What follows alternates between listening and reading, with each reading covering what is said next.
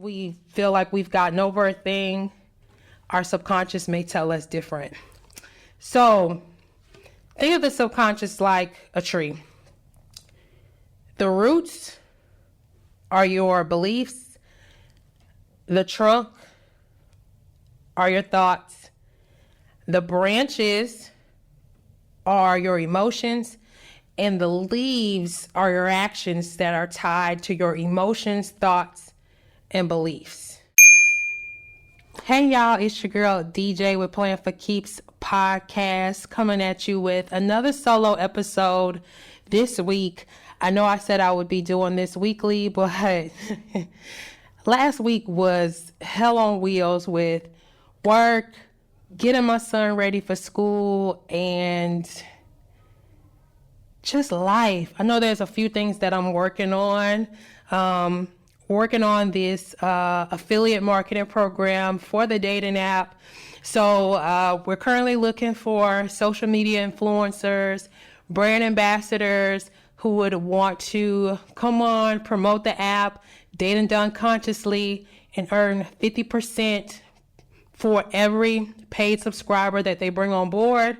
The way that our app is structured, you also can earn money if somebody subscribes under you and they fall under the free tier. So if you're interested in that, click the link in my description so you can learn more about our affiliate program. I'm also working on a speed dating board game. So got a lot of good things working and cooking, and I have just been busy, but I know I'm going to stick to the once a week video, even if that means I need to batch record different videos. Today is going to be more of a short kind of video, more of just another tip that leaned towards the last video that I created a couple of weeks ago. I want to talk about, again, the subconscious mind, and I think it's called the tree method. I could be totally butchering the name. I've heard of it for a few years now. I've heard different people talk about it. I was reading a book from Thais Gibson. She's an amazing attachment theory coach. I believe she's a psychotherapist. I know she's a therapist. And she talked about this method. So I kind of wanted to kind of piggyback from my last video and go over this method, kind of this tip, and how it can help you with reframing your mindset around dating and helping the focus be more on you, not so much on the outside and the external, but more on you and how you can claim your power and kind of work on the things that you feel you need to work on so you can call in the dating experience that you want to create. So a little bit about this method. So I'm going to call it the tree method. I know that's not what it's called, but think of the subconscious like a tree, right? So to just kind of piggyback a little bit on kind of the subconscious mind. So the subconscious mind takes over about 95% of our brain function. And then the conscious mind is 5%. So the subconscious mind is what kind of controls our habitual habits, kind of just our repetitive habits and the things that we do on a regular basis without getting too deep. And then the 5%, the conscious mind, is what we're consciously thinking about. So subconscious is kind of like what plays on in the background due to what we've seen in the past and our beliefs and all of that stuff. So our core beliefs and our values, they kind of play in the subconscious mind. And then the events that have happened to us in our lives live there. Even if we feel like we've gotten over a thing, our subconscious may tell us different. So think of the subconscious like a tree. The roots are your beliefs. The trunk are your thoughts. The branches are your emotions, and the leaves are your actions that are tied to your emotions, thoughts, and beliefs. Okay? So once you fully understand how the subconscious mind works and how it relates to maybe somebody who ends up in toxic dating cycles or toxic situations, it'll help you reframe kind of your mindset towards building a better self-concept. So when you introduce that self-concept out to the world, you get better results. That's in dating, business, life, everything. So to kind of put this framework in practice, I'll put myself out there. So I was a sugar mama in the past, okay? Like, I think I explained in the other video, I was the type of girlfriend that would get with a guy. I hate to call men Build-A-Bears, but we'll just use that terminology just to paint a picture. I would get with guys, and they were guys who also had issues with their self-concept, kind of mirroring out to me the issues that I had, but in different ways, things that I needed to work on. So I brought that in because not so much I attracted it, because I believe we attract everything, but it's what we paid attention to.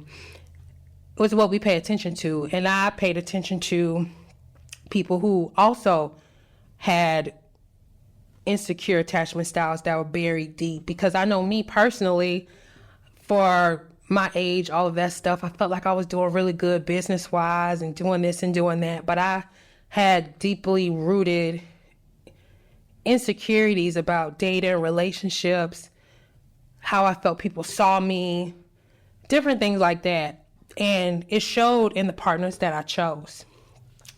Anyway, like I said, I was kind of a sugar mama.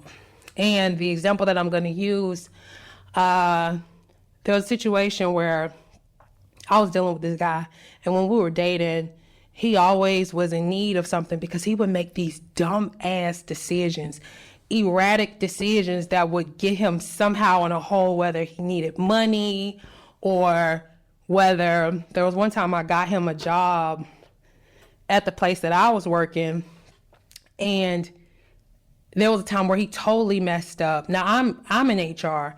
He totally messes up.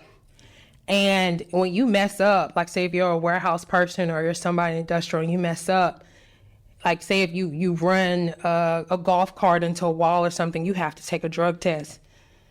Imagine me risking it all, going to get the fake pee to bring it to the job to put it in his car so he can have, like I was doing dumb stuff like that, okay?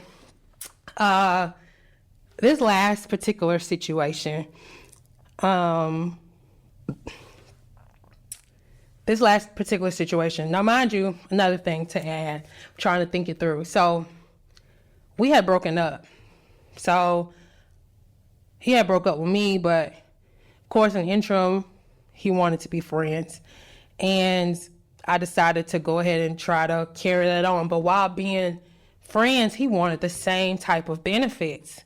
So I found myself still doing what I thought was girlfriend, beyond girlfriend duties for a guy that was supposedly was supposed to be my friend. This last situation, he ended up in Florida with his new girlfriend, and they had a kid by this time. So time has passed. And he's calling me, blowing me up because they made this decision to go to another state with no money. He wanted to visit his folks and throw a party for his kid, make it look like he had more than what he had, and then ended up stuck there, like could not get home. They could not get back to the state. And he's calling me, he's blowing me up, and I'm like, I'm not saying yes or no, I'm not answering. And so many emotions and feelings came over me.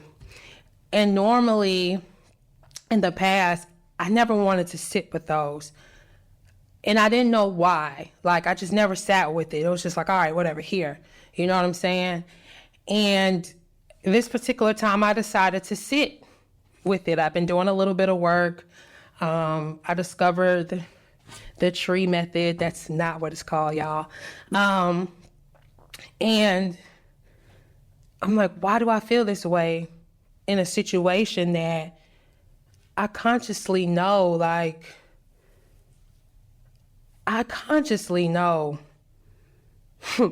I have no business. That's not my problem. That's not my situation. I didn't have the kid with this man. I didn't tell him to go to Florida. None of that. And, but I just felt, I don't know, I felt a strong urge to still do something. So, okay, we look at the method. What was my belief then? A lot of things came up for me, but to cut it short, the biggest belief was he's going to prove me right and he's going to leave. He's not going to have nothing to do. He's not going to have nothing to do with me because I decided not to help him. And that had a stronghold on me, and I didn't even know it. And it was crazy because I had this, I don't know if it's a Stockholm syndrome or what. It was just kind of like you knew the situation just wasn't right, but at the same time, you loved the situation at the same time, or you thought you loved this person at the same time. So, or maybe for the longest, I built this fantasy, like, we're going to work through stuff, we're going to be together, this is going to work out. And that was the biggest thing for me, like, oh, okay, he's going to leave. And then my thought, okay, what if he leaves? And then, well, first let me go back. Okay, my belief ultimately was let me also go through some things that I went through in my belief. Like, why did I feel like I needed to do this? And in all honesty, like my mom and my dad, they're still together to this day. And I watched my mom endure a lot of different things. Nothing of what I went through, by the way, but with a loyal man with a lot of internal struggle. My dad had a lot of internal struggles that he covered through with alcohol and cigarettes. And outwardly, he could be very abusive, like emotionally.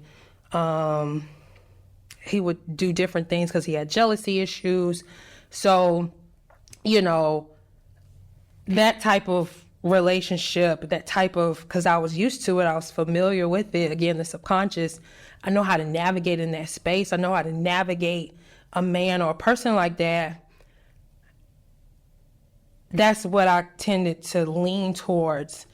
And I felt like that's what I was supposed to, in a way, this is the building ground for us in the future. Like, he's going to know that he can trust me. He's going to know this. He's going to know that. So those were other beliefs that I had.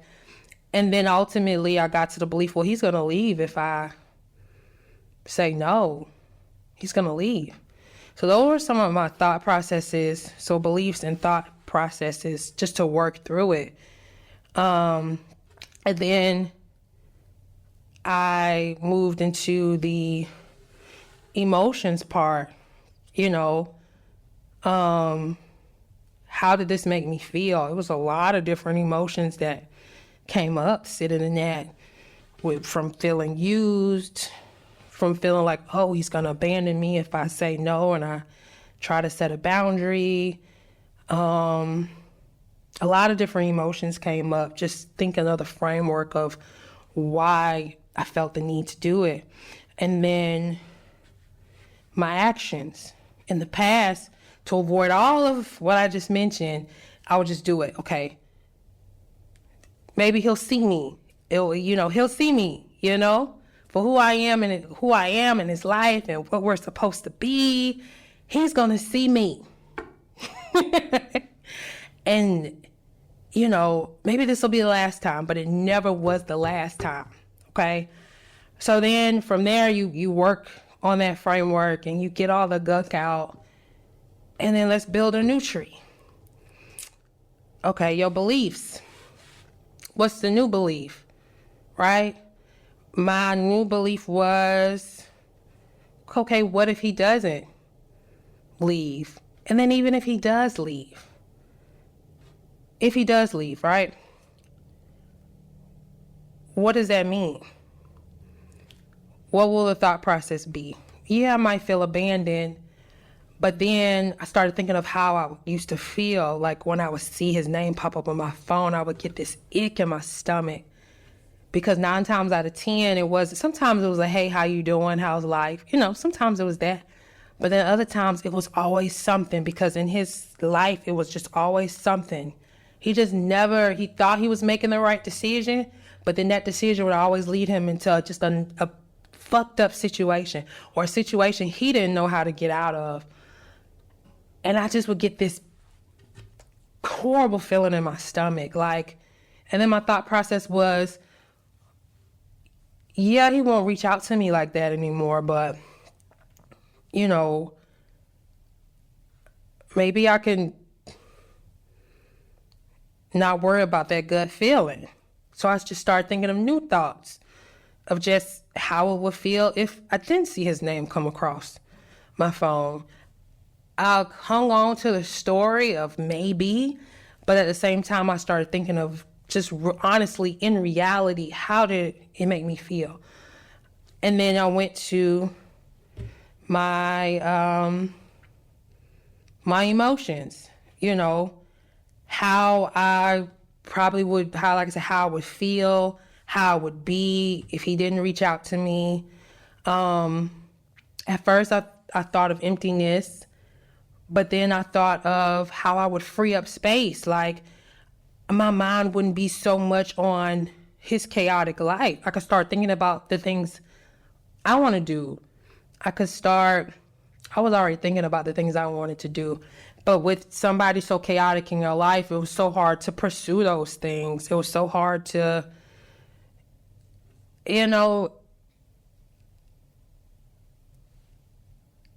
I started really thinking of how my day-to-day would be like once I just released this person, like how free I would be, because I was not free. Like, it was a horrible, horrible, horrible soul tie. Like, that soul tie was real. So I started thinking about that. And then my actions in that very last time, I decided to follow the new framework, and I didn't help him. I blocked him. And I moved on. Now, mind you, after I moved on, that feeling of emptiness was there for a while, because I had tied my life into that story. You know what I'm saying? Like, the ups and downs, the chaotics, the ebbs and flows, like, my nervous system was, even though I felt like it was dysregulating, I was so used to it. And it took time for me to fully just release it for real, and it not feel like this empty space. But once I got to the point where it's just like, I'm so much clearer. I'm at a point where, okay, I don't feel used, like, and then I started really using the framework towards other things in my life and learning to create other boundaries.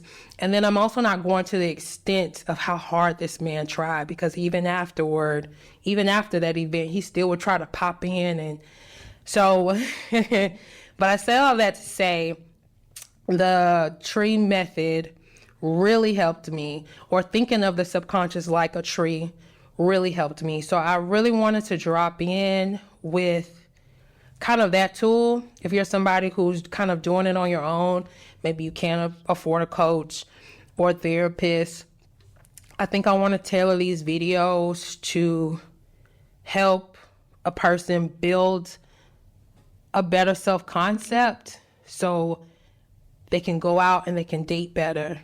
They can relate to the people that are more on their level, because 9 times out of 10, you may be somebody who looks like they have it all together on the outside. But if you're dating somebody who is chaotic, or, they have their internal issues, they are mirroring out to you what you need to work on. And you got to sit down and you got to do the work. If these are the people that you tend to cling to, because again, I believe we attract everybody, but the ones we express the most interest to, if they have chaotic periods in their lives, or they have issues that ultimately affect you, you got to sit down and you got to do the work and figure out why. So I'm gonna leave y'all with that. I hope that this is helpful.